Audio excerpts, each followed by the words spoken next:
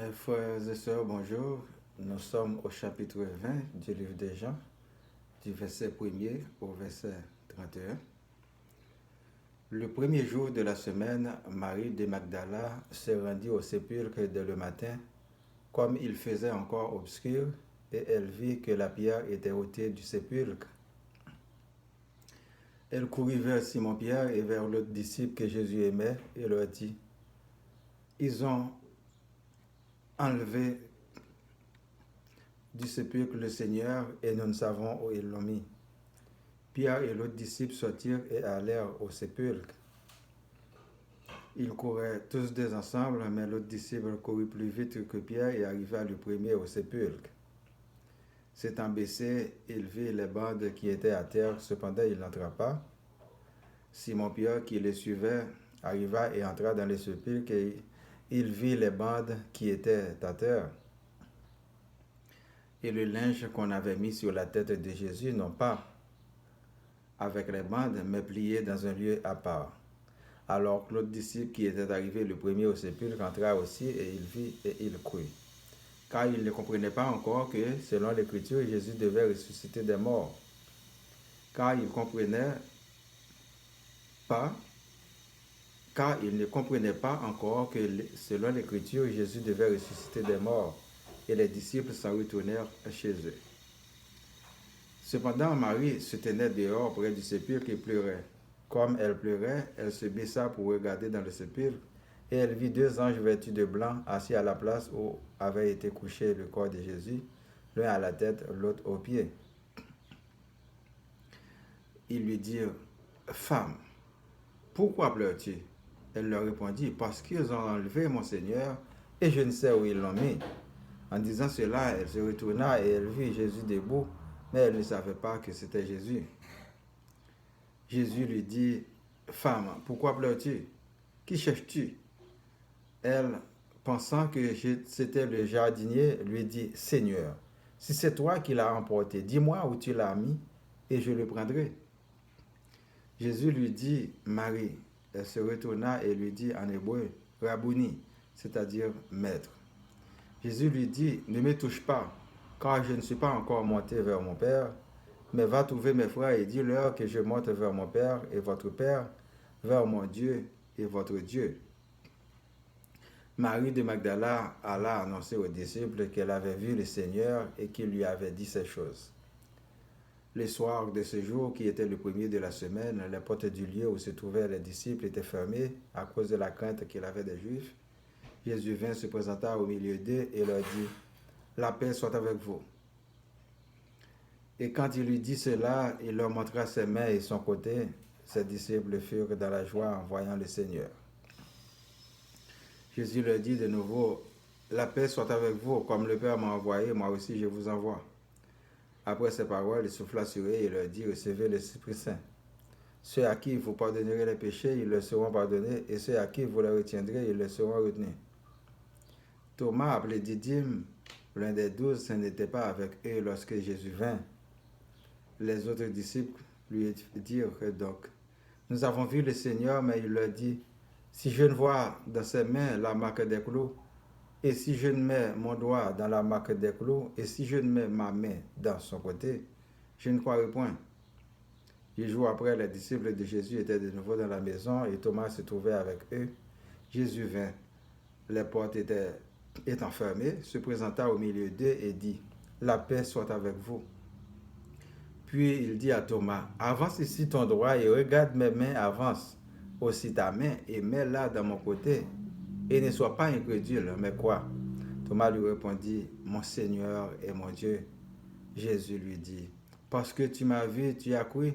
Heureux ceux qui n'ont pas vu et qui ont cru. » Jésus a fait encore en présence de ses disciples beaucoup d'autres miracles qui ne sont pas écrits dans ce livre. Mais ces choses ont été écrites afin que vous croyiez que Jésus est le Christ, le Fils de Dieu, et qu'en croyant, vous ayez la vie en son nom. Mes bien-aimés dans le Seigneur, le premier jour de la semaine, Marie de Magdala se rendit au sépulcre dès le matin, comme il faisait encore obscur, et elle vit que la pierre était ôtée du sépulcre. Marie de Magdala était la sœur de Lazare que Jésus avait ressuscité après 4 jours de mort clinique et mis au sépulcre. Elle suivait Jésus avec beaucoup de zèle et d'amour. Elle savait en qui elle croyait, car sa famille et ses proches ont été des heureux bénéficiaires des miracles du Seigneur.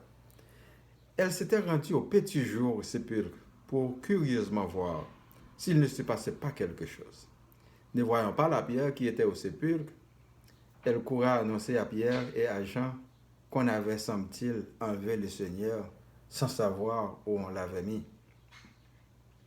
Les Écritures, de même que les songes, les visions et les révélations, ne sont pas toujours explicitement compréhensibles et claires parce que ce sont des choses d'en haut jusqu'à ce que les prophéties soient accomplies. Un exemple, Luc 1, chapitre 1 du verset 34 à 37, Marie dit à l'ange, « Comment cela se fera-t-il, puisque je ne connais point d'homme ?»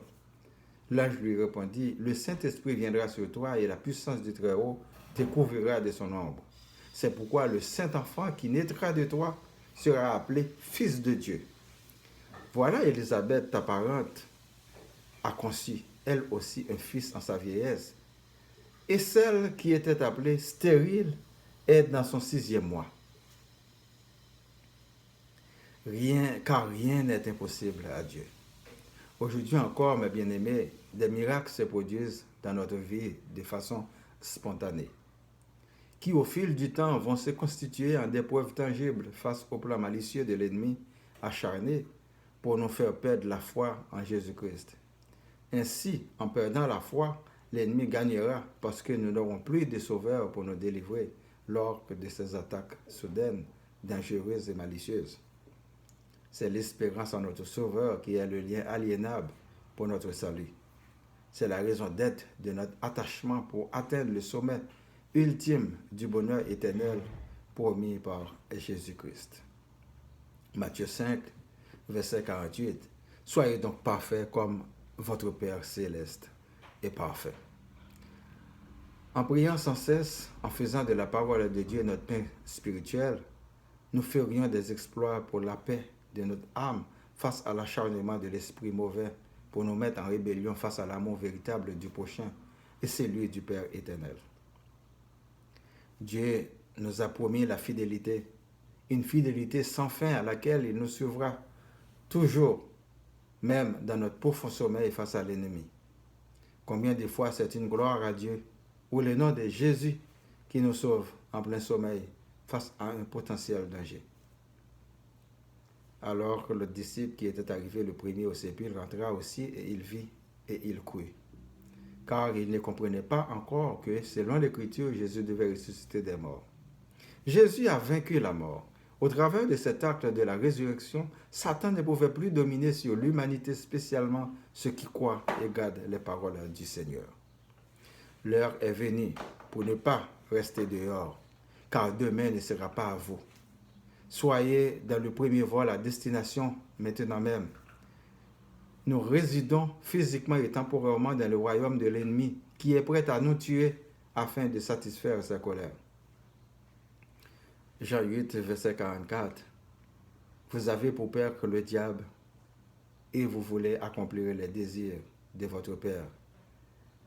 Il a été meurtrier dès le début et il ne se tient pas dans la vérité parce qu'il n'y a pas de vérité en lui. Lorsqu'il profère le mensonge, il parle de son propre fond, car il est menteur et le père du mensonge. Et elle vit 2 anges vêtus de blanc assis à la place où avait été couché le corps de Jésus, l'un à la tête, l'autre aux pieds. Ils lui dirent, « Femme, pourquoi pleures-tu » Elle leur répondit, « Parce qu'ils ont enlevé mon Seigneur et je ne sais où ils l'ont mis. » En disant cela, elle se retourna et elle vit Jésus debout, mais elle ne savait pas que c'était Jésus. Mais bien aimé, là où se trouve le Seigneur, ses anges sont présents à ses services. De même, là où se trouve la parole de Dieu, ses serviteurs sont là pour rendre témoignage à la vérité. Car la parole de Dieu, c'est la vérité. Et si vous suivez Jésus et que la vérité est absente chez vous, vous êtes un menteur et c'est le diable qui est votre père. Sortez parmi eux avant qu'il soit trop tard et abandonnez-vous à la sagesse de la parole de Dieu, afin que vous soyez saints comme le Père est saint, afin d'avoir part à la vie éternelle. Jésus lui dit, Marie. Elle se retourna et lui dit en hébreu, Rabouni, c'est-à-dire maître. Jésus lui dit, ne me touche pas, car je ne suis pas encore monté vers mon Père, mais va trouver mes frères et dis-leur que je monte vers mon Père et votre Père, vers mon Dieu et votre Dieu. Marie de Magdala a annoncé aux disciples qu'elle avait vu le Seigneur et qu'il lui avait dit ces choses. Voilà une bonne nouvelle. Jésus est ressuscité d'entre les morts, comme c'était annoncé dans les Écritures. Les gens croient et d'autres non. Heureux ceux qui croient sans avoir vu. Et quand il lui dit cela, il leur montra ses mains et son côté. Les disciples furent dans la joie en voyant le Seigneur. Jésus leur dit de nouveau, la paix soit avec vous. Comme le Père m'a envoyé, moi aussi je vous envoie.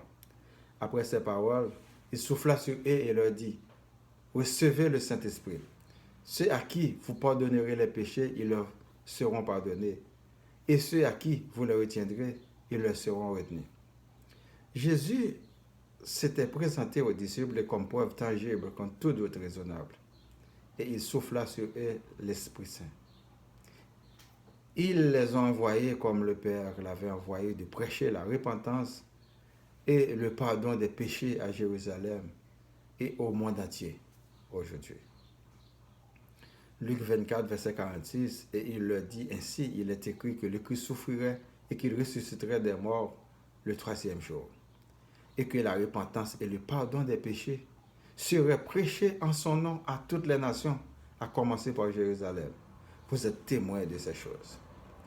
Un serviteur de Dieu est un envoyé du Seigneur pour parler et prêcher au nom du Seigneur, pour rendre gloire à Dieu et faire des disciples pour le royaume de Dieu. Puis il dit à Thomas, avance ici ton doigt et regarde mes mains. Avance aussi ta main et mets-la dans mon côté.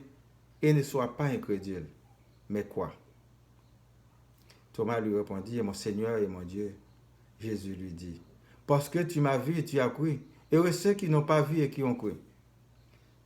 Ce message est adressé à chacun de nous afin de nous réveiller pour prendre une décision intelligente. Soyons des disciples de Christ pour changer la haine en amour, pour que nous soyons saints comme le Père est saint. Prions pour que nos familles, ma famille, les membres du groupe Spiritualité, Madame Remonde, M. René, M. Étienne, M. Nobert, Madame Noël Saint, M. Estimable, M. Altidor, M. Adrien, nos amis, nos ennemis, les personnes malades, les services d'urgence, les autorités militaires et civiles, les champs d'affaires, les chômeurs, les gens démunis, les orphelins, les personnes à mobilité réduite, les leaders religieux et politiques, les professionnels, Laval, Montréal, Québec, Canada et le monde entier. Que nous soyons tous soumis devant le trône du grand roi des rois, afin que nos actes reflètent la volonté d'en haut, pour que nous puissions avoir l'inspiration du Saint-Esprit et croire à la parole qui mène dans son royaume éternel. Récitons notre Père avec la foi. Notre Père qui es aux cieux, que ton nom soit sanctifié, que ton règne vienne, que ta volonté soit faite sur la terre comme au ciel. Donne-nous aujourd'hui notre pain de ce jour. Pardonne-nous nos offenses, comme nous pardonnons aussi à ceux qui nous ont offensés. Et ne nous laisse pas entrer en tentation, mais délivre-nous du mal. Car c'est à toi qu'appartiennent le règne, la puissance et la gloire au siècle des siècles. Amen. Je vous souhaite un bon dimanche et une bonne semaine. Lisez votre Bible. Votre serviteur, Boniface Paradon. Merci.